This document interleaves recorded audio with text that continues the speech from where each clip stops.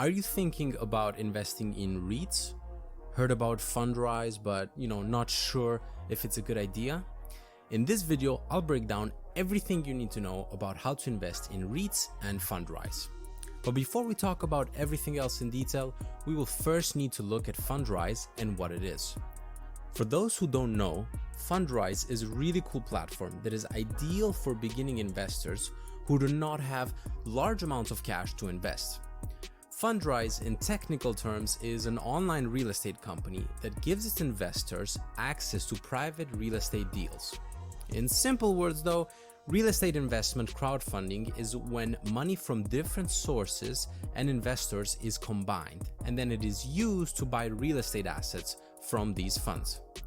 There are a couple of reasons why Fundrise is such a big hit among people, and I'll be talking about that shortly.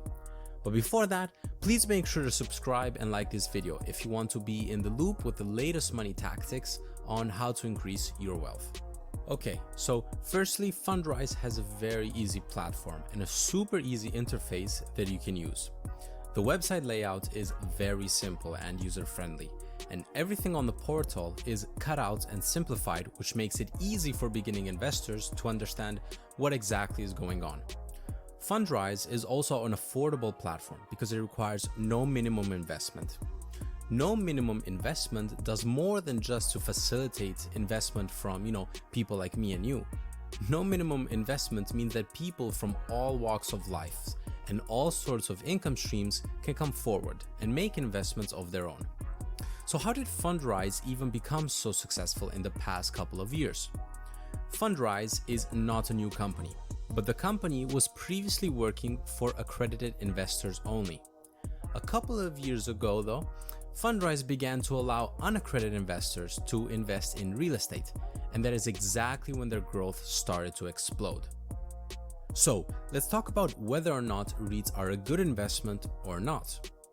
What are REITs, you might ask? Well, REITs stand for Real Estate Investment Trust. E-REITs are known as Electronic Real Estate Investment Trust. Now, both of these different types of REITs are more or less the same and possess similar characteristics. How REITs work is that most of the income they earn has to often be paid out in the form of dividends.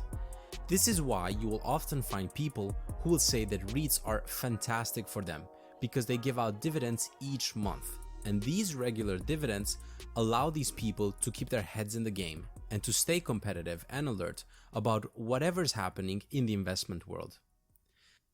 Now, the money earned via dividends can be reinvested, which is what most people recommend, or you can simply cash out. Now, the benefit of this system is that you can avoid double taxation, and in REITs, the income is allowed to move to the shareholders and is only taxed once at the shareholder level.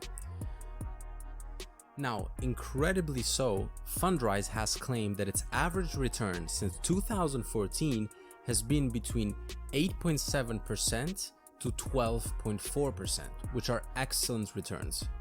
If Fundrise can sustain its returns, then it is amazing for the company and also its shareholders. REITs are required to give 90% of their taxable income to shareholders, which is why their dividend yields are often above average. Companies want to classify as REITs because REITs are treated very differently. If a company is able to qualify as a REIT, it will pay no corporate taxes, no matter how much it ends up earning. Because REITs are legally required to give away almost all of their income as dividend payouts, they are often treated as pass-through entities that are only taxable at the individual level. So, are REITs a good investment option? The answer is yes. REITs can be a great source to diversify an investor's portfolio. It can also be a source of reliable and continually growing income. Sounds amazing, right?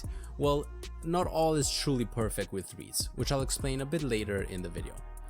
Now, most property owning REITs set up their properties for long-term leases, which means that most REITs get periodic monthly payments. And REITs can be set up easily for steady income quarter after quarter. Compared to other investments, there is a lot less unease and a lot less uncertainty because REITs operate in real estate, which has historically proven itself to be a steady source of income. and most real estate properties only grow in value over time. So if you're someone who is looking to add variety in your portfolio, then REITs can end up being a very smart way through which you can diversify your portfolio and also minimize your risks from other investments. REITs are best understood as technically stocks that give out a high dividend, and they are classified as real estate assets that give out a high yield. Now, let me know, how much would you invest in such an asset? 500, 1,000, 10 grand? I mean, I personally would try to play around with it for about $1,000, but given the long time horizon, it might make more sense to invest a higher amount. So, why should you invest in Fundrise? Well, there are a lot of reasons and benefits in investing in Fundrise. The biggest benefit is, as I've stated before, is that you don't need a large amount of capital to start investing. You can invest in Fundrise even if you are middle class or someone that has a low-paying job. I mean, you can end up collecting $500 and use that to invest in Fundrise. Now, the second benefit that Fundrise affords you is that it has relatively low fees. I will not go into the breakdown of the fees that Fundrise charges, but the total fees are about 1% each year, much less than a hedge fund or mutual fund. Now, the third benefit, as I've stated before, is that you don't need to be accredited, and the whole thing is also very well diversified. However, Fundrise is not exactly perfect, and the firm has two cons to it. The first con is that Fundrise is not liquid. This is quite understandable, as real estate is not a liquid asset. The second con of Fundrise is that all of the dividends and the short-term capital gains received by you are going to be taxed at ordinary income. Ordinary income is best understood as your income from wages, and this is often taxed at a higher rate than your investment income, which is why it comes across as a disadvantage. This is quite surprising, but remember that Fundrise can hardly be considered a regular type of investment. Therefore, the unique form of taxation also comes as no surprise. That's all I had for today. Thanks for sticking around, and I hope this video was able to, help you understand Fundrise, REITs, and how all of it works together. If you liked my content, please hit subscribe at the bottom so you can stay updated about all the new content that comes up. Stay well and see you in the next one.